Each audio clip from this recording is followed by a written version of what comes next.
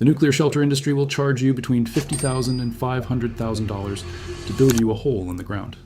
And the whole thing is based on a lie, because FEMA, the Federal Emergency Management Agency, has already published the science. It's been sitting on their website since 2022. It says your existing basement with a $94 upgrade achieves the same survivable outcome as a certified fallout shelter. Not almost the same. The same. I'm going to show you exactly how to calculate your basement's current protection factor using FEMA's own formula. I'm going to walk you through the exact bucket placement pattern that maximizes your shielding. I'm going to explain why the first 24 hours are the only ones that actually matter. And I'm going to tell you about the one ventilation mistake that kills people who survive the initial blast, because nobody in the preparedness space talks about that part.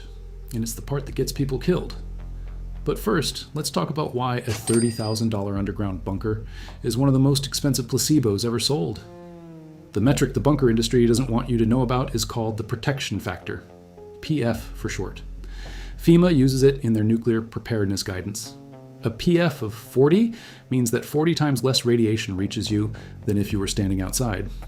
That translates to 97.5% of incoming gamma radiation blocked.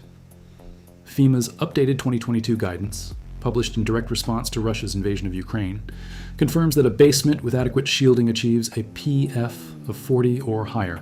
Your basement, not a bunker. Your basement. The key word is adequate shielding.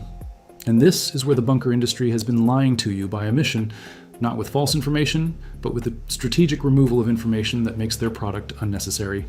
Concrete is a good radiation shield, but water is better. By weight, water absorbs gamma radiation more efficiently than concrete. A 5-gallon bucket of water costs $3. A concrete wall of equivalent shielding capacity costs thousands to pour. The bunker companies know this. They just don't profit from selling you a bucket. Here's what FEMA says. Matters most.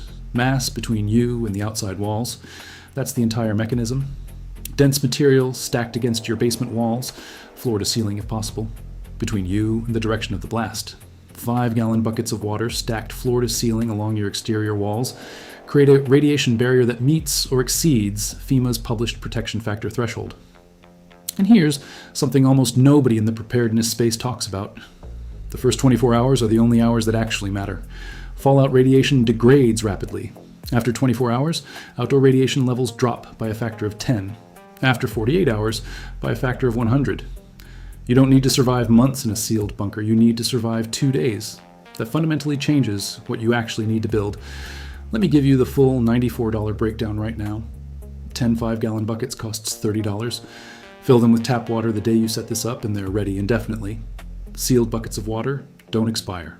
Metallized emergency blankets, $14 for a 10-pack. Go over the buckets and along the ceiling to reflect heat and provide additional radiation attenuation. A bottle of potassium iodide pills, $8, protects your thyroid from radioactive iodine, which is the specific compound most responsible for long-term cancer risk after a nuclear event. A battery-powered emergency radio, $18, gives you FEMA broadcast access when every network is down. And a 14-day caloric food cache, $24 if you build it from bulk rice, lentils, and canned goods, covers the 2-week window FEMA recommends for post-fallout emergence. That is $94. For a basement that FEMA's own science says will keep you alive through the exact event a $500,000 bunker was supposedly built for. And this is where it actually gets interesting, because the protection factor formula isn't magic. It's math. You can run right now. The calculation goes like this. You measure the thickness of your basement walls in inches, you account for the mass of the floor directly above you, and you add the mass of whatever shielding material you stack against those walls. FEMA's ready. .GovSite has a shelter-in-place calculator that takes those 3 inputs and gives you your current PF score. No engineering degree required.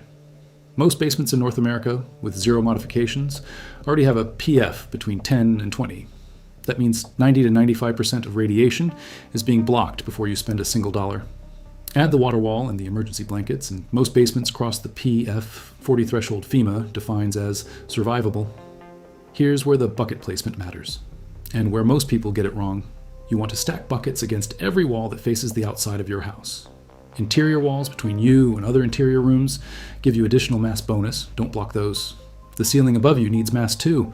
The floor joists and subfloor of the first floor are already doing work. but placing heavy flat objects on that first floor directly above your shelter zone adds measurable shielding to your overall PF score.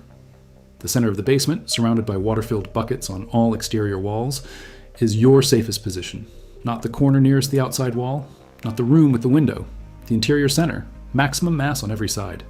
One more thing the bucket setup does that nobody markets. Those same 10 buckets become your emergency water supply the moment you need them. Each bucket holds 5 gallons. 10 buckets is 50 gallons. FEMA recommends 1 gallon per person per day for drinking and sanitation. You just built a radiation shield that doubles as a 14-day water supply for a family of 3. That part costs nothing extra. Nobody selling a bunker is going to tell you that. And now the ventilation mistake, because this is the one that ends people who did everything else right.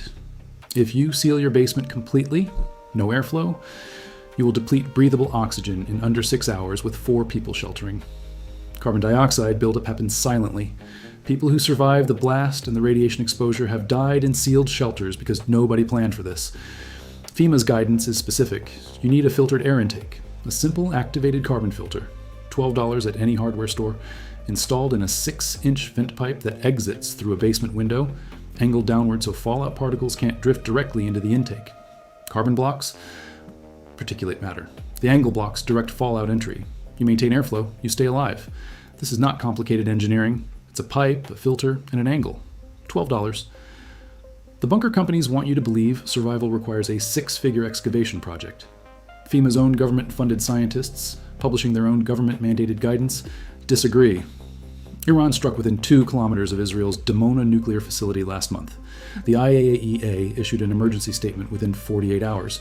Nuclear preparedness is not a fringe conversation right now. It is the conversation governments are having in real time, and most of their populations are still completely unprepared for the answer. Your basement is the real answer. $94, one afternoon. A protection factor that FEMA's own published science certifies as survivable. The only thing that stood between you and knowing this sooner was a $2 billion industry that profits from you believing it couldn't possibly be that simple. That's it for today. If this saves someone in your circle from a $50,000 mistake, share it. A like helps more people find it.